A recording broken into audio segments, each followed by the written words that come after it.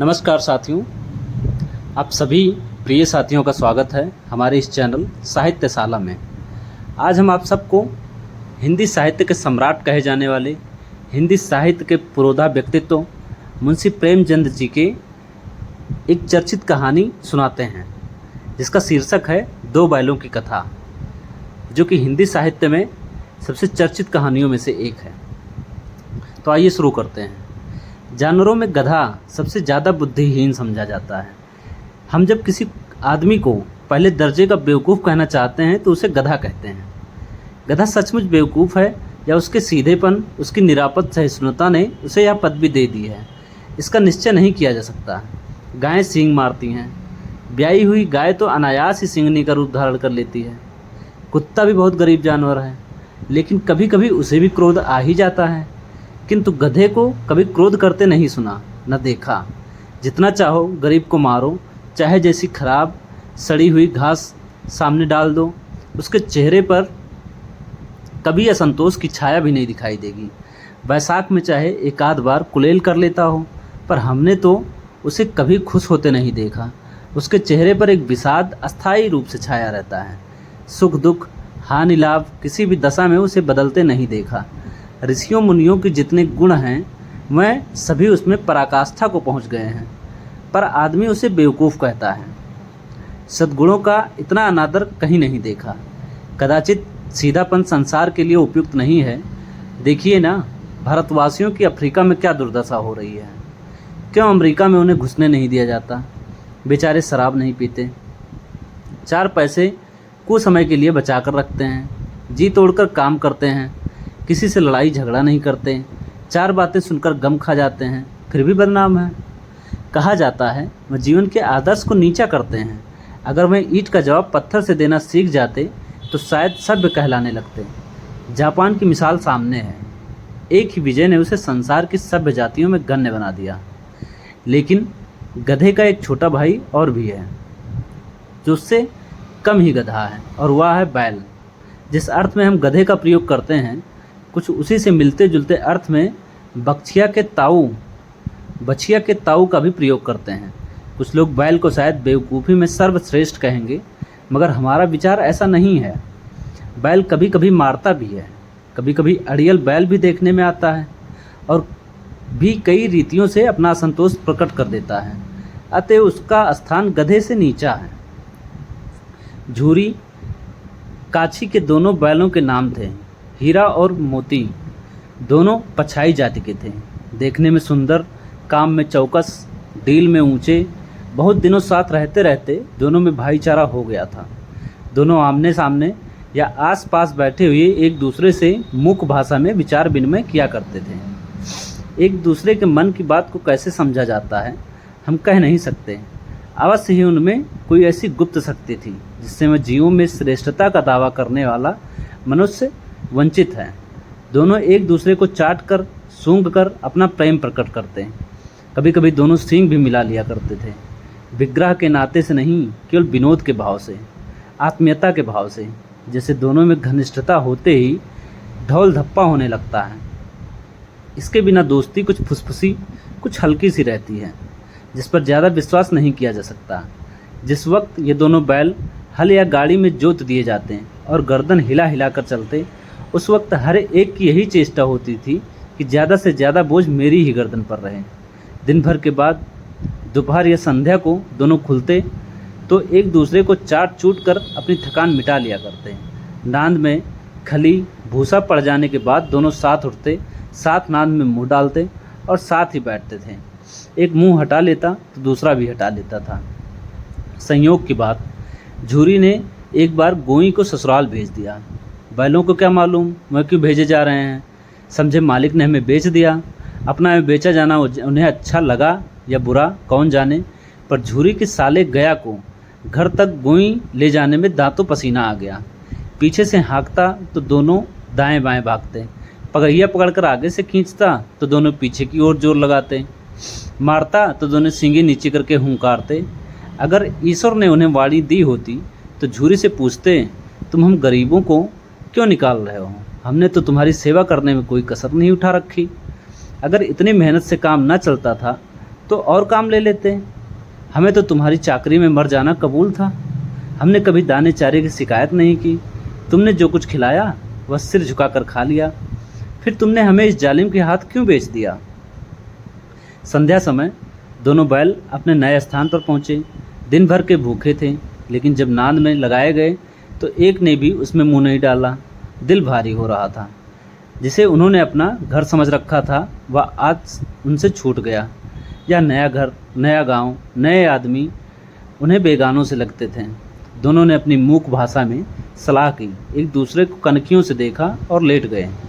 जब गांव में सोता पड़ गया तो दोनों ने जोर मारकर पगहे तोड़ा डाले और घर की तरफ चले। पगहे बहुत मजबूत थे। अनुमान न हो सकता था कि कोई बैल उन्हें तोड़ सकेगा, पर इन दोनों में इस समय दूनी शक्ति आ गई थी। एक एक झटके में रस्सियां टूट गईं। झूरी प्रातःकाल सोकर उठा तो देखा कि दोनों बैल चरनी पर खड़े हैं। दोनों की गर्दनों में आधा आधा गराव लटक रहा था। घुटने तक पांव कीचड़ से भरे हैं और दोनों की आंखों में विद्रोह में स्नेह झलक रहा है। झूरी बैलों को देखकर स्नेह से गदगद हो गया। दौड़कर उन्हें गले लगा लिया। प्रेमालिंगन और चुंबन का वह दृश्य बड़ा ही मनोहर था। घर और गांव के लड़के जमा हो गए और तालियां बजा बजा कर उनका स्वागत करने लगे। गांव के इतिहास में यह घटना अभूतपूर्व न होने पर भी महत्वपूर्ण थी। बाल सभा ने निश्चय किया, दोनों पशु वीरों का अभिनंदन पत्र देना चाहिए। कोई अपने घर से रोटियां लाया, कोई गुड़, कोई चोकर, कोई भूसी। एक बालक ने कहा, ऐसे बैल किसी के पास ना होंगे। दूसरे ने समर्थन किया, इतनी दूर से दोनों अकेले चले आए। तीसरा बोला, बैल नहीं है, मैं उस जन्म के आदमी हैं। इसका प्रतिवाद करने का किसी को साहस नहीं हुआ।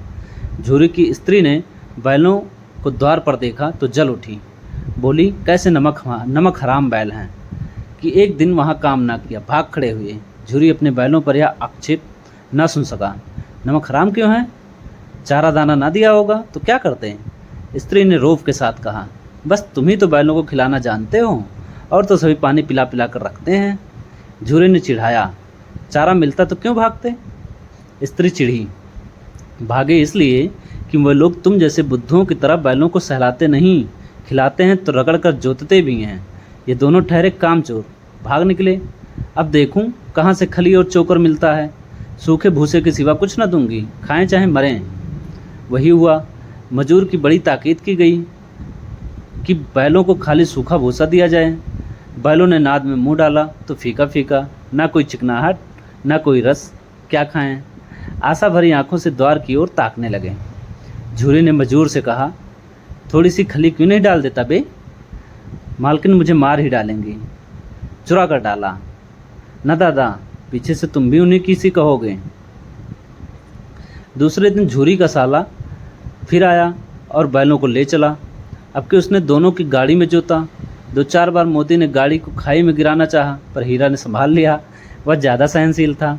संध्या समय घर पहुंचकर उसने दोनों को मोटी रस्सियों से बांधा और कल की शरारत का मजा चखाया। फिर वही सूखा भूसा डाल दिया। अपने दोनों बैलों को खली, चूनी सब कुछ दी। दोनों बैलों का ऐसा अपमान कभी ना हुआ। झूरी इन्हें फूल की छड़ी से भी न छूता था। उसकी टिटकार पर दोनों उड़ने लगते थे। यहाँ मार पड़ी। आहत सम्मान की व्यथा तो थी ही, उस पर मिला सूखा भूसा। नांद की तरफ आंख तक न उठाई। दूसरे दिन गया ने बैलों को हल में जोता, पर इन दोनों ने जैसे पाँव न उठाने की कसम खा ली थी। वह मारते मारते थक गया, पर दोनों ने पाँव न उठाया। एक बार जब उस निर्दयी ने हीरा की नाक पर खूब डंडे जमाए तो मोती का गुस्सा काबू से बाहर हो गया। हल लेकर भागा। हल, रस्सी, जुआ, जोत सब टूट टाट कर बराबर हो गया। गले में बड़ी बड़ी रस्सियां ना होती तो दोनों पकड़ाई में ना आते। हीरा ने मूक भाषा में कहा, भागना व्यर्थ है।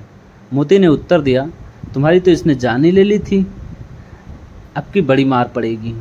पढ़ने दो, बैल का जन्म लिया है तो मार से कहाँ तक बचेंगे। गया 2 आदमियों के साथ दौड़ा आ रहा है। दोनों के हाथों में लाठियां हैं। मोती बोला, कहो तो दिखा दूं कुछ मजा, मैं भी लाठी लेकर आ रहा है। हीरा ने समझाया, नहीं भाई, खड़े हो जाओ, मुझे मारेगा तो मैं भी 1-2 गिरा दूंगा। नहीं, हमारी जात का यह धर्म नहीं है। मोती दिल में अटक कर रह गया। गया आ पहुंचा और दोनों को पकड़कर ले चला। कुशल हुई कि उसने इस वक्त मारपीट ना की। नहीं तो मोती भी पलट पड़ता। उसके तेवर देख कर गया और उसकी सहायक समझ गए कि इस वक्त टाल जाना ही मसलहत है। आज दोनों के सामने फिर वही सूखा भूसा लाया गया। दोनों चुपचाप खड़े रहे।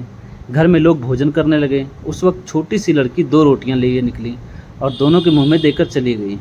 उस एक रोटी से इनकी भूख तो क्या शांत होती, पर दोनों के हृदय को मानो भोजन मिल गया। यहाँ भी किसी सज्जन का वास है। लड़की भैरों की थी। उसकी माँ मर चुकी थी। सौतेली माँ उसे मारती रहती थी, इसलिए इन बैलों से एक प्रकार की आत्मीयता हो गई थी। दोनों दिन भर जोते जाते, डंडे खाते, अड़ते, शाम को थान पर बांध दिए जाते हैं और रात को वही बालिका उन्हें 2 रोटियां खिला जाती। प्रेम के इस प्रसाद की यह बरकत थी कि 2-2 गाल सूखा भूसा खाकर भी दोनों दुर्बल ना होते थे, मगर दोनों की आंखों में रोम रोम में विद्रोह भरा हुआ था। एक दिन मोती ने मूक भाषा में कहा, अब तो नहीं सहा जाता हीरा, क्या करना चाहते हो? एक आध को सींग पर उठाकर फेंक दूंगा। लेकिन जानते हो, वह प्यारी लड़की जो हमें रोटियां खिलाती है उसी की लड़की है, जो इस घर का मालिक है। यह बेचारी अनाथ हो जाएगी। तो मालकिन को ना फेंक दूं? वही तो इस लड़की को मारती है।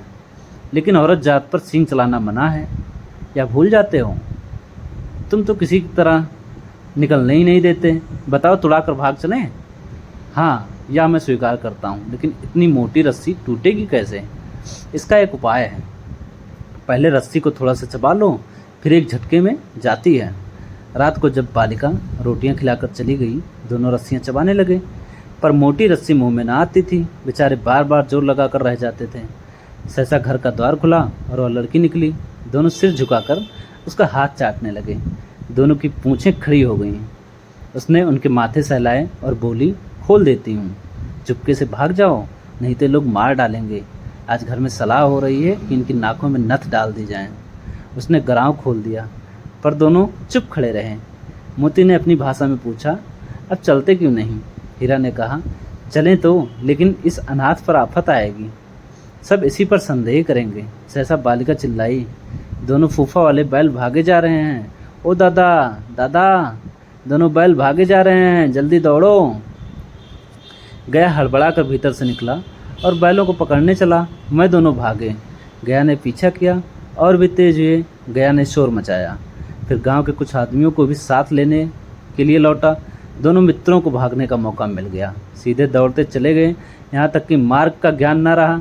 जिस परिचित मार्ग से आए थे उसका यहाँ पता न था। नए नए गांव मिलने लगे।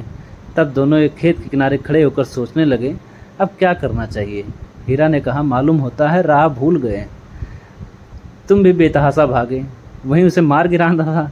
उसे मार गिराते तो दुनिया क्या कहती। वह अपने धर्म छोड़ दें, लेकिन हम अपना धर्म क्यों छोड़ें। दोनों भूख से व्याकुल हो रहे थे। खेत में मटर खड़ी थी, चरने लगे। रह रह कर आहट लेते रहे थे, कोई आता तो नहीं है। जब पेट भर गया, दोनों ने आज़ादी का अनुभव किया तो मस्त होकर उछलने कूदने लगे। पहले दोनों ने डकार ली, फिर सींग मिलाए और एक दूसरे को ठेलने लगे। मोती ने हीरा को कई कदम पीछे हटा दिया, यहाँ तक कि वह खाई में गिर गया। तब उसे भी क्रोध आ गया, संभल कर उठा और मोती से भिड़ गया। मोती ने देखा खेल खेल में झगड़ा हुआ चाहता है तो किनारे हट गया। अरे यह क्या, कोई सांड डौंकता चला आ रहा है। हाँ, सांड ही है। वह सामने आ पहुंचा। दोनों मित्र बगलें झाँक रहे थे। सांड पूरा हाथी सा। उससे भिड़ना जान से हाथ धोना है, लेकिन ना भिड़ने पर भी जान बचती नजर नहीं आती। इन्हीं की तरफ आ भी रहा है। कितना भयंकर सूरत है। मोती ने मूक भाषा में कहा, बुरे फंसे, जान बचेगी, कोई उपाय सोचो। हीरा ने चिंतित स्वर में कहा, अपने घमंड में फूला हुआ है, आरजू विनती न सुनेगा। भाग क्यों न चलें? भागना कायरता है, तो फिर यहीं मरो। बंदा तो 9-2-11 होता है, और जो दौड़ाए तो फिर कोई उपाय सोचो जल्द। उपाय यही है कि उस पर दोनों जन एक साथ चोट करें। मैं आगे से रगेदता हूँ, तुम पीछे से रगेदो। दोहरी मार पड़ेगी तो भाग खड़ा होगा। मेरी ओर झपटे, तुम बगल से उसके पेट में सींग घुसेड़ देना। जान जोखिम है, पर दूसरा उपाय नहीं है। दोनों मित्र जान हथेलियों पर लेके लपके। सांड को भी संगठित शत्रुओं से लड़ने का तजुर्बा न था। वह तो एक शत्रु से मल्लयुद्ध करने का आदी था। जो ही हीरा पर झपटा, मोती ने पीछे से दौड़ाया। सांड उसकी तरफ मिला तो हीरा ने रगेदा। सांड चाहता था कि एक एक करके दोनों को गिरा लें, पर ये दोनों भी उस्ताद थे। उसे वह अवसर न देते थे। एक बार सांड झल्लाकर हीरा का अंत कर देने के लिए चला कि मोती ने बगल से आकर उसके पेट में सींग भोंक दिया। सांड क्रोध में आकर पीछे ही फिरा तो हीरा ने दूसरे पहलू में सींग चुभो दिया। आखिर बेचारा जख्मी होकर भागा और दोनों मित्रों ने दूर तक उसका पीछा किया, यहाँ तक कि सांड बेदम होकर गिर पड़ा। तब दोनों ने उसे छोड़ दिया। दोनों मित्र जीत के नशे में झूमते चले जाते थे। मोती ने सांकेतिक भाषा में कहा, मेरा जी चाहता है कि बच्चा को मार ही डालूं। हीरा ने तिरस्कार किया, गिरे हुए बैरी पर सींग न चलाना चाहिए, यह सब ढोंग है। बैरी को ऐसा मारना चाहिए कि फिर ना उठें। अब घर कैसे पहुंचोगे वह सोचो, पहले कुछ खा लें तो सोचें। सामने मटर का खेत था ही। मोती उसमें घुस गया। हीरा मना करता रहा पर उसने एक ना सुनी। अभी 2 ही 4 ग्रास खाए थे कि 2 आदमी लाठी लिए दौड़ पड़े और दोनों मित्रों को घेर लिया। हीरा तो मेड़ पर था, निकल गया। मोती सींचे हुए खेत में था, उसके खुर कीचड़ में धंसने लगे, न भाग सका। पकड़ लिया। हीरा ने देखा संगी संकट में है तो लौट पड़ा, फंसेंगे तो दोनों फंसेंगे। रखवालों ने उसे ही पकड़ लिया। प्रातःकाल दोनों मित्र कांजी हाउस में बंद कर दिए गए। दोनों मित्रों को जीवन में पहली बार ऐसा साबिका पड़ा था कि सारा दिन बीत गया और खाने को एक तिनका भी ना मिला। समझ ही में ना आता था यह कैसा स्वामी है। इससे तो गया फिर भी अच्छा था। यहाँ कई भैंसें थीं, कई बकरियाँ, कई घोड़े, कई गधे, पर किसी के सामने चारा ना था। सब जमीन पर मुर्दों की तरह पड़े थे। कई तो इतने कमज़ोर हो गए थे कि खड़े भी ना हो सकते थे।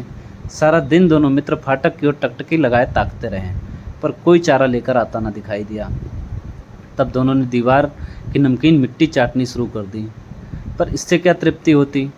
रात को जो भी कुछ भोजन ना मिला तो हीरा के दिल में विद्रोह की ज्वाला दहक उठी। मोती से बोला, अब नहीं रहा जाता मोती। मोती ने सिर लटकाए हुए जवाब दिया, मुझे तो मालूम होता है कि प्राण निकल रहे हैं। इतनी जल्दी हिम्मत ना हारो भाई, यहाँ से भागने का कोई उपाय निकालना चाहिए। आओ दीवार तोड़ डालें। मुझसे तो अब कुछ नहीं होगा। बस इसी बूते पर अकड़ते थे, सारी अकड़ निकल गई। बाड़ी की दीवार कच्ची थी।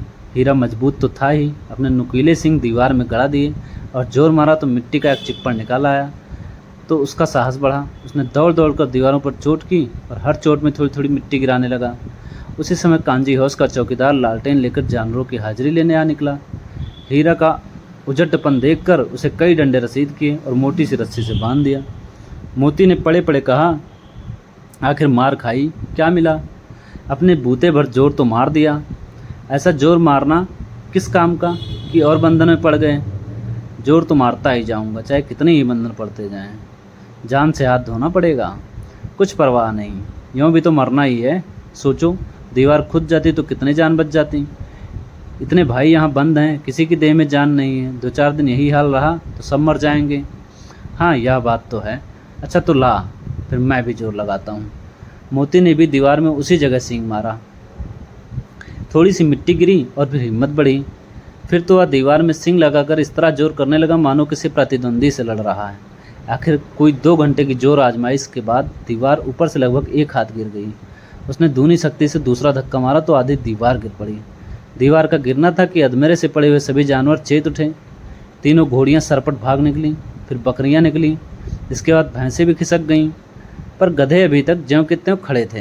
हीरा ने पूछा, तुम दोनों क्यों नहीं भाग जाते? एक गधे ने कहा, जो कहीं फिर पकड़ लिए जाएं तो क्या हराज है, अभी तो भागने का अवसर है। हमें तो डर लगता है हम यहीं पड़े रहेंगे। आधी रात से ऊपर जा चुकी थी। दोनों गधे अभी तक खड़े सोच रहे थे कि भागें या ना भागें, और मोती अपने मित्र की रस्सी तोड़ने में लगा हुआ था। जब वो हार गया तो हीरा ने कहा, तुम जाओ, मुझे यहीं पड़ा रहने दो, शायद कहीं भेंट हो जाए। मोती ने आंखों में आंसू लाकर कहा, तुम मुझे इतना स्वार्थी समझते हो हीरा? हम और तुम इतने दिनों एक साथ रहे हैं, आज तुम विपत्ति में पड़ गए तो मैं तुम्हें छोड़कर अलग हो जाऊं? हीरा ने कहा, बहुत मार पड़ेगी, लोग समझ जाएंगे यह तुम्हारी शरारत है। मोती ने गर्व से बोला, जिस अपराध के लिए तुम्हारे गले में बंधन पड़ा उसके लिए अगर मुझे मार पड़े तो क्या चिंता। इतना तो हो ही गया कि 9-10 प्राणियों की जान बच गई, मैं सब तो आशीर्वाद देंगे। यह कहते हुए मोती ने दोनों गधों को सिंग से मार मार कर बाड़े के बाहर निकाला और तब अपने बंधु के पास आकर सो रहा। भोर होते ही मुंशी और चौकीदार तथा अन्य कर्मचारी में कैसी खलबली मची, इसके लिखने की ज़रूरत नहीं। बस इतना ही काफ़ी है कि मोती की खूब मरम्मत हुई और उसे भी मोटी रस्सी से बांध दिया गया। एक सप्ताह तक दोनों मित्र वहीं बंधे पड़े रहे। किसी ने चारे का एक तृण भी न डाला। हाँ, एक बार पानी दिखा दिया जाता था, यही उनका आधार था। दोनों इतने दुर्बल हो गए थे कि उठा तक नहीं जाता था। ठठरियाँ निकल आई थीं। एक दिन बाड़े के सामने डुग्गी बजने लगी और दोपहर होते होते वहाँ 50-60 आदमी जमा हो गए। तब दोनों मित्र निकाले गए और उनकी देखभाल होने लगी। लोग आकर उनकी सूरत देखते हैं और मन फीका करके चले जाते हैं। ऐसे मृतक बैलों का कौन खरीदार होता है।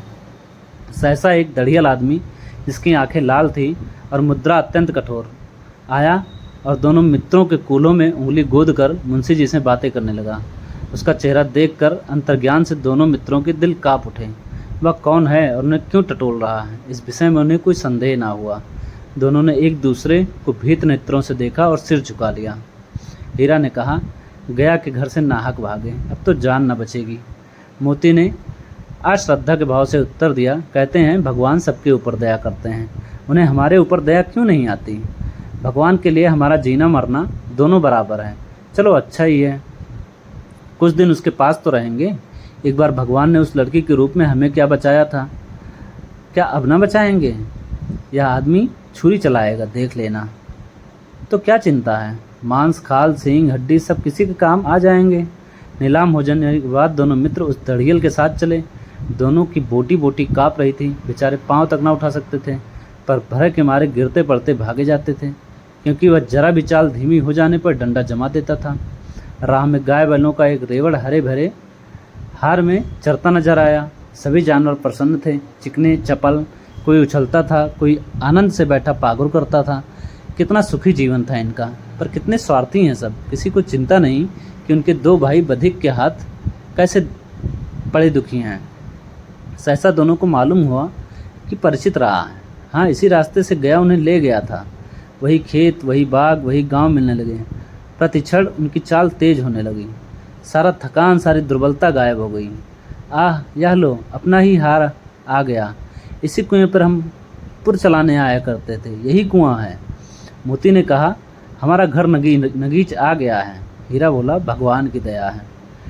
मैं तो अब घर भागता हूँ, यह जाने देगा, इसे मैं मार गिराता हूँ। नहीं नहीं, दौड़कर थान पर चलो, वहाँ से आगे हम न जाएंगे। दोनों उन्मत्त होकर बछड़ों की भांति कुलेलें करते हुए घर की ओर दौड़ पड़े। वह हमारा थान है। दोनों दौड़कर अपने थान पर आए और खड़े हो गए। दढ़ियल भी पीछे पीछे दौड़ा चला आता था। झूरी द्वार पर बैठा धूप खा रहा था। बैलों को देखते ही दौड़ा और उन्हें बारी बारी से गले लगाने लगा। मित्रों की आंखों से आनंद के आंसू बहने लगे। एक झूरी का हाथ चाट रहा था। दढ़ियल ने जाकर बैलों की रस्सियां पकड़ ली। झूरी ने कहा, मेरे बैल हैं, तुम्हारे बैल कैसे हैं। मैं मवेशी खाने से नीलाम लिए आता हूँ। मैं तो समझाऊँ चुराए लिए आते हो, चुपके से चले जाओ। मेरे बैल हैं, मैं बेचूंगा तो बिकेंगे। किसी को मेरे बैल नीलाम करने का क्या अख्तियार है। जाकर थाने में रपट कर दूंगा। मेरे बैल हैं, इसका सबूत यह है कि मेरे द्वार पर खड़े हैं। दढ़ियल झल्ला कर बैलों को जबरदस्ती पकड़ ले जाने के लिए बढ़ा। उसी वक्त मोती ने सींग चलाया। दढ़ियल पीछे हटा। मोती ने पीछा किया। दढ़ियल भागा। मोती पीछे दौड़ा। गांव के बाहर निकल जाने पर वह रुका, पर खड़ा दढ़ियल का रास्ता देख रहा था। दढ़ियल दूर खड़ा धमकियां दे रहा था, गालियां निकाल रहा था, पत्थर फेंक रहा था, और मोती विजयी सूर की भांति उसका रास्ता रोके खड़ा था। गांव के लोग यह तमाशा देखते थे और हंसते थे। जब दढ़ियल हार कर चला गया तो मोती अकड़ता हुआ लौटा। हीरा ने कहा, मैं तो डर गया था कि कहीं तुम गुस्से में आकर मार न बैठो। अगर वह मुझे पकड़ता तो मैं बेमारे न छोड़ता। अब ना आएगा, आएगा तो दूर से ही खबर लूँगा, देखूँ कैसे ले जाता है। जो गोली मरवा दे, मर जाऊँगा तो उसके काम ना आऊँगा। हमारी जान को कोई जान नहीं समझता, इसलिए कि हम इतने सीधे हैं।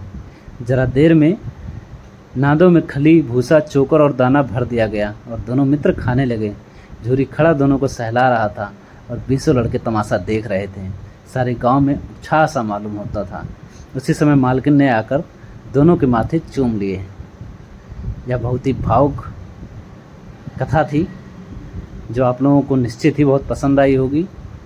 रोआ रोआ खड़ा हो रहा था बीच बीच में कहानी पढ़ते हुए। तो उम्मीद है आपको पसंद आई होगी। अगर पसंद आई हो तो कमेंट के माध्यम से हमें ज़रूर बताएं, ताकि हमारा उत्साहवर्धन हो, और हमारे चैनल को सब्सक्राइब करें। धन्यवाद।